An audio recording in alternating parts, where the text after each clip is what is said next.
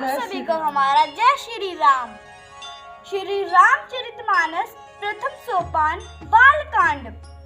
भगवान के भक्त जैसे उस चूक को सुधार लेते हैं और दुख दोषों को मिटाकर निर्मल यश देते हैं, वैसे ही दुष्ट भी कभी कभी उत्तम संग पाकर भलाई करते हैं, परंतु उनका कभी भंग न होने वाला मलिन स्वभाव नहीं मिटता। जो वेशधारी ठग है, उन्हें भी अच्छा साधु का सा वेश बनाए देखकर वेश के प्रताप से जगत पूजता है, परंतु एक न एक दिन वे चोड़े आ ही जाते हैं। अंत तक उनका कपट नहीं निभता। जैसे कालनेमी रावण और राहु का हाल हुआ। बुरा वेश बना लेने पर भी साधु का सम्मान ही होता है। जैसे जगत में जांबवान और हनुमान जी का हुआ। बुरे संग से हानि और अच्छे संग से लाभ होता है। यह बात लोक और वेद में है और सभी लोग इसको जानते हैं। पवन के संग से धूल आकाश पर चढ़ जाती है और वहीं नीचे की ओर बहने वाली जल के संग से कीचड़ में मिल जाती है। साधु के घर के तोता मैना राम राम सुमिरत है और असाधु घर के तोता मैना गिन कर गालियां देते हैं। कुसंग के कारण धुआं कालिख कहलाता है, वही धुआं सुसंग से सुंदर शाही होकर पुराण लिखने के काम में आता है और वही धुआं जल अग्नि और पवन के संग से बादल होकर जगत को जीवन देने वाला बन जाता है। ग्रह, औषधि, जलवायु और वस्त्र, ये सब भी कुसंग और सुसंग पाकर संसार में बुरे और भले पदार्थ हो जाते हैं। चतुर एवं विचारशील पुरुष ही इस बात को जान पाते हैं। महीने के दोनों पखवाड़ों में उजियाला और अंधेरा समान ही रहता है, परंतु विधाता ने इनके नाम में भेद कर दिया है। एक का नाम शुक्ल और दूसरे का नाम कृष्ण रख दिया है। एक को चंद्रमा का बढ़ाने वाला और दूसरे को उसका घटाने वाला समझकर जगत ने एक को सुयश और दूसरे को अपयश दे दिया। जगत में जितने जड़ और चेतन जीव हैं, सबको राम में जानकर मैं उन सबके चरण कमलों की सदा दोनों हाथ जोड़कर वंदना करती हूँ। देवता, दैत्य, मनुष्य, नाग, पक्षी, प्रेत, पितृ, गंधर्व, किन्नर और निशाचर सबको मैं प्रणाम करती हूँ।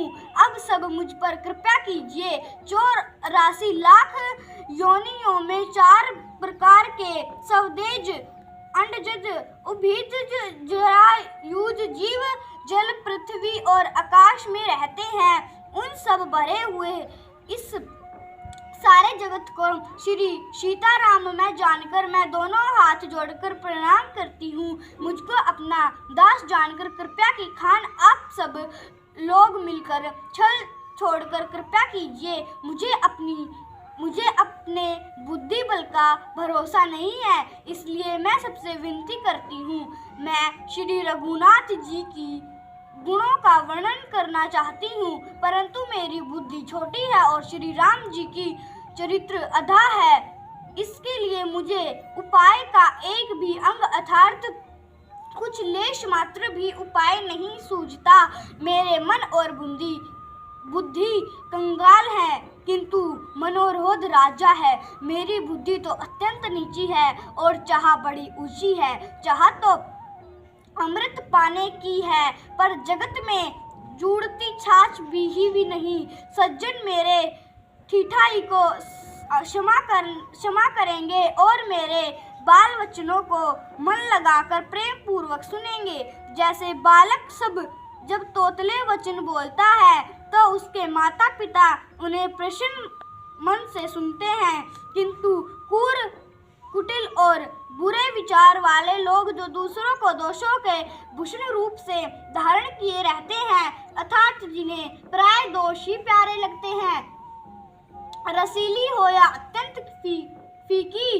अपनी कविता किससे अच्छी नहीं लगती, किंतु जो दूसरों की रचना को सुनकर हर्षित होते हैं, ऐसे उत्तम पुरुष जगत में बहुत नहीं है। हे भाई, जगत में तालाबों और नदियों के समान मनुष्य ही अधिक हैं, जो जल पाकर अपनी ही बाढ़ से बहते हैं। समुद्र सा तो कोई एक विरला ही सज्जन होता है, जो चंद्रमा को पूर्ण देखकर उमड़ पड़ता है। मेरा भाग्य छोटा है और इच्छा बहुत बड़ी है, परंतु मुझे एक विश्वास है कि इसे सुनकर सज्जन सभी सुख पावेंगे और दुष्ट हंसी उड़ावेंगे, किंतु दुष्टों को हंसने से मेरा हित ही होगा।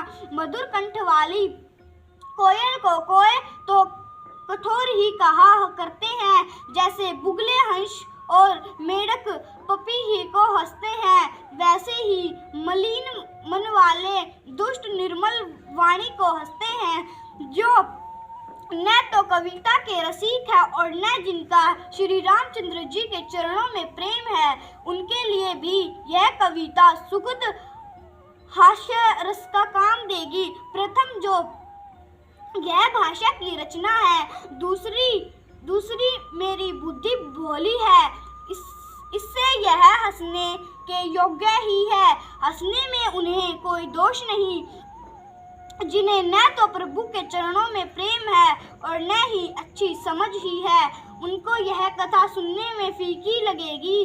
जिनकी श्री हर भगवान विष्णु और श्री हर भगवान शिव के चरणों में प्रीति है और जिनकी बुद्धि उत्रक करने वाली नहीं है, उन्हें श्री रघुनाथ जी की यह कथा मीठी लगेगी। सज्जनगण इस कथा को अपने जी में श्री राम जी की भक्ति से भूषित जानकर सुंदर वाणी से सराहना करते हुए सुनेंगे। मैं न तो कवि हूँ, न वाक्य रचना में ही कुशल हूँ, मैं तो सब कलाओं तथा सब विज्ञाओं से रस रहित हूँ। नाना प्रकार के अक्षर, अर्थ और अलंकार, उनके प्रकार की छंद रचना, भावों और रसों के अपार भेद और कविताएं भांति भांति के गुण दोष होते हैं। इनमें से काव्य संबंधी एक भी बात का ज्ञान मुझमें नहीं है। यह मैं कोरे कागज पर लिखकर सत्य सत्य कहती हूँ। मेरी रचना सब गुणों से रहित है, इसमें बस जगत प्रसिद्ध एक गुण है, उससे विचार कर अच्छी बुद्धि वाले पुरुष जिनके निर्मल ज्ञान है, इसको सुनेंगे। इसमें रघुनाथ जी का उदार नाम है, जो अत्यंत पवित्र है, वेद पुराणों का सार है, कल्याण का भवन है और अमंगलोक हरने वाला है, जिसके पार्वती सहित भगवान शिव जी सदा जपा करते हैं। जो अच्छे कवि के द्वारा रची हुई बड़ी अनूठी कविता है, वह भी राम नाम के बिना शोभा नहीं पाती। जैसे चंद्रमा के समान मुख वाली सुंदर स्त्री सब प्रकार से सुसज्जित होने पर भी वस्त्र के बिना शोभा नहीं देती, इसके विपरीत कुकवी की रची हुई सब गुणों से रहित कविताओं को भी राम के नाम एवं यश से अंकित जानकर बुद्धिमान लोग आदर पूर्वक कहते हैं और सुनते हैं, क्योंकि संत जन भोरों की भांति गुण ही को ग्रहण करने वाले होते हैं। यद्यपि मेरे इस रचना में कविता का एक भी रस नहीं है, तथापि इसमें श्री राम जी का प्रताप प्रकट है। मेरे मन में यही एक भरोसा है, भले संग से भला किससे बड़पन नहीं पाया। धुआं भी अगर के संग से सुगंधित होकर अपने स्वाभाविक कड़ुवेपन को छोड़ देता है। मेरी कविता अवश्य भज्जी है, परंतु इसमें जगत का कल्याण करने वाली राम कथा रूपी उत्तम वस्तु का वर्णन किया गया है, इससे यह भी अच्छी ही समझी जाएगी। तुलसीदास जी कहते हैं कि श्री रघुनाथ जी की कथा कल्याण करने वाली और कलयुग के पापों को हरने वाली है। भगवान, अगर मुझसे पढ़ने में कोई गलती हुई तो मुझे माफ करें। हर रोज रामायण सुनने के लिए हमारे साथ जुड़े रहें। जय श्री राम।